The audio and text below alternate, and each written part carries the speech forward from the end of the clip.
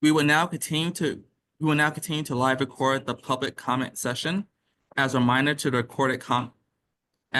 your recorded comments will be distributed to the MTA board and will be posted on our board meeting webpage and YouTube page. The next speaker is Joe Rappaport, followed by David Kuffenberg. You just sit there. You can be. Good morning. I'm Joe Rappaport of the Brooklyn Center for Independence of the Disabled. You may have noticed a group of my colleagues as you were coming into the building rallying in support of a fair settlement of our lawsuit over the maintenance of subway elevators. They have been there month after month. Once they even disrupted an MTA meeting for 30 seconds. Oh my God. Now the MTA may tell you they have everything under control, that ultimately they won't have to settle with us. Or if they do settle, it will be on their terms. They won't have to adhere to any court-ordered performance standards. They won't have to offer real alternatives if an elevator is out of service. Maybe they won't even have to tell people in real time that an elevator isn't working. They think they will have won. But no, this isn't going to make service better for your customers. I urge you to push back when the staff tells you not to worry about this lawsuit, that everything is fine. I urge you to tell them that a settlement of this lawsuit would improve service, that the appropriate response was and is to set measurable performance standards, to agree to keep elevators clean, to provide alternatives for service when an elevator is out of service. It's been more than 7.5 years. Tell the chair, tell your lawyers, it's time to improve service, not to score an illusionary victory. Finally, it's time to release the details of when all the work will begin on the elevator projects the MTA suspended during the congestion pricing delay. Thank you. Thanks. The next speaker is Joe Rappaport. I'm sorry. The next speaker is David Kupferberg, followed by Joseph Morales.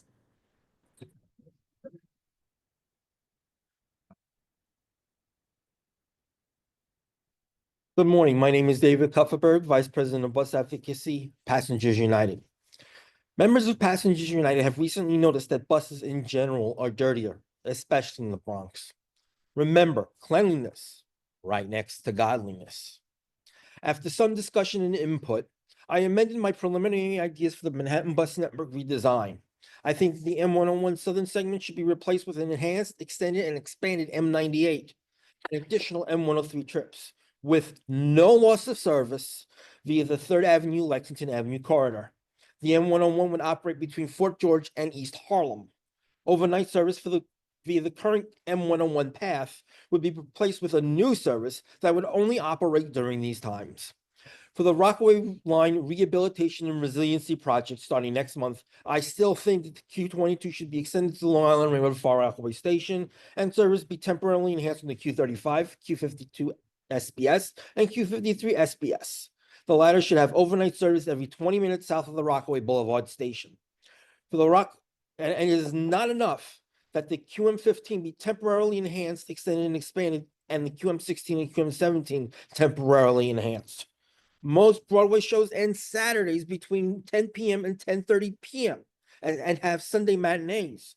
Accommodations should also be made for these riders. Hence, the QM15 should operate from Manhattan Saturdays until 10:40 p.m. and have Sunday service.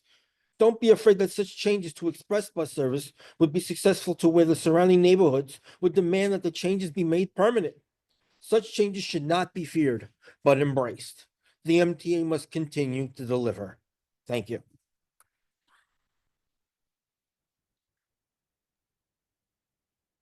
The next speaker is Joseph Morales, followed by Michael Ring.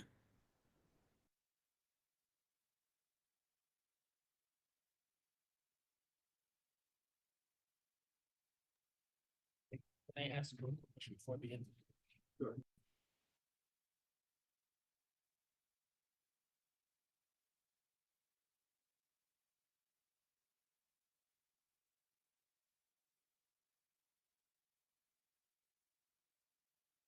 You go. All right, good morning. My name is Joseph Morales, and I'm a freshman civil engineering student at Manhattan University. Reduced fare Omni outreach. It is good that the MTA is beginning its outreach regarding its new options at numerous senior community centers. And I saw in the presentation, there is more effort to bring these into stations as well. However, the MTA should also consider announcements on bus and subway information screens, along with flyers to be sent out to a lot of places where reduced fare customers congregate. That way, there's no confusion and that everybody can get on board as quickly as possible. Express bus service, it is great to see that service is being increased on some routes, given the upcoming start of congestion pricing. And with that, the MTA should continue to monitor ridership trends and use available resources to increase service on express bus routes once ridership starts to increase. Not only will this increase convenience to riders who decide to switch to mass transit, but it'll make people feel better if they could directly recognize that congestion pricing has a positive effect on their commutes. And the bus network redesigns, with the Queens and Brooklyn bus network redesigns nearing implementation, the MTA should double down on ensuring that riders know which changes will occur and when, since I know that those redesigns are planned to have phased implementation. While this was done successfully in the Bronx, this was likely simpler given that the Bronx was receiving more route tweaks than the total overhauls we're seeing in two much larger boroughs. Therefore, ambassadors should be in full force throughout the bus networks with an information delivered to passengers should communicate to them the full extent of the changes and to check the new status of their trips using the MTA's redesigned trip planner. Because of the large nature of these redesigns, I feel like television ads and news outreach should also be considered. The MTA has a major billboard on the Cross Island Parkway near UBS Arena. That could even be utilized. Things like that could even be utilized since a lot of motorists also use buses for other types of trips in Queens and Brooklyn. Thank you for your time.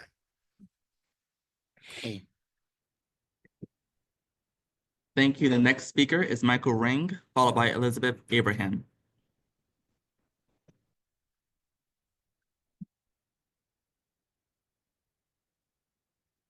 Hi, my name is Michael Ring. If anyone needs a verbal description of my appearance, I'm a 61-year-old white guy. As usual, I'm wearing a hoodie and I always need a shave. A week from today is it's holiday season. A week from today is the first day of Festivus. So we're here to air our grievances. And I'm kind of disappointed. I was relegated to this speaker slum and only be on Zoom. Hope maybe I can get some feedback that I was heard. And in the spirit of the holidays, I'm not going to complain about something that crazy, but I've been complaining through the normal channels about this and have gotten nowhere. But I often find myself in Brooklyn on the Ocean Avenue bus, the B41 that heads back from Sheepshead Bay towards Prospect Park, down the alphabet, starting at Avenue Z is when I get on. And the odd thing is when it gets close to Avenue W, the automated announcements don't say Avenue W. They say Avenue West. And then as it approaches Avenue S, the automated announcement says Avenue South. And then we get down into Midwood towards Avenue N, it's called Avenue North. I assume if there was an Avenue E, it would say Avenue East, but if you know Brooklyn, there's no Avenue E. This is kind of an easy fix. It's a 2025 problem. It won't cost any money. Just tell someone that Avenue W is actually Avenue W. There's no Avenue West that along Ocean Avenue anyway. All right, happy Festivus, and everyone should get a chance to air their grievances. Thank you. The next speaker is Elizabeth Abraham.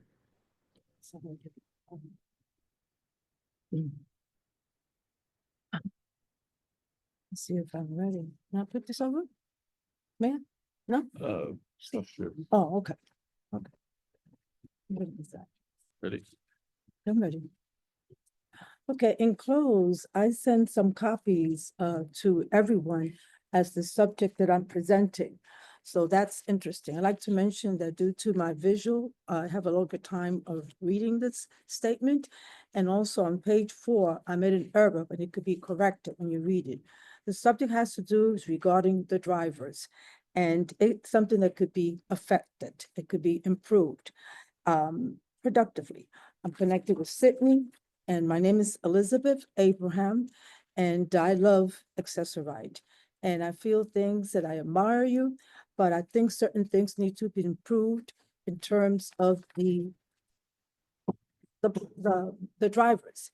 And of course, I want to get a good impression of me feeling pretty of the idea to be impressed of the proposal that I'm trying to present. It basically says that New York City has become an international multicultural community of people who are all looking for job opportunity. Accessoride providers serve for all people with physical disability. The drivers play a very important role in making clients for safe.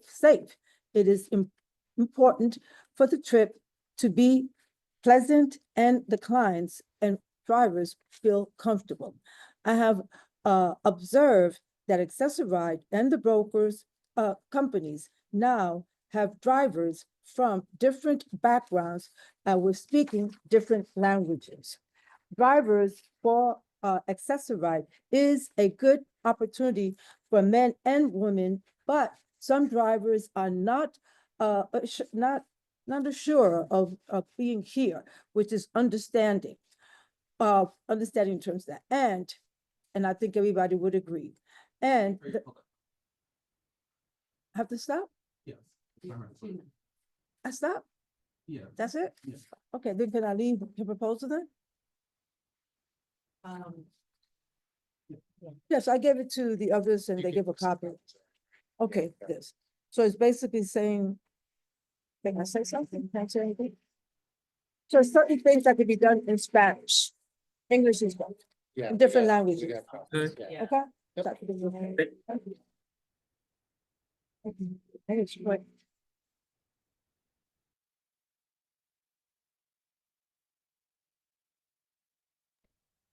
You have one more? No. Yeah. Thank you for your participation and comments. This concludes our public comment session.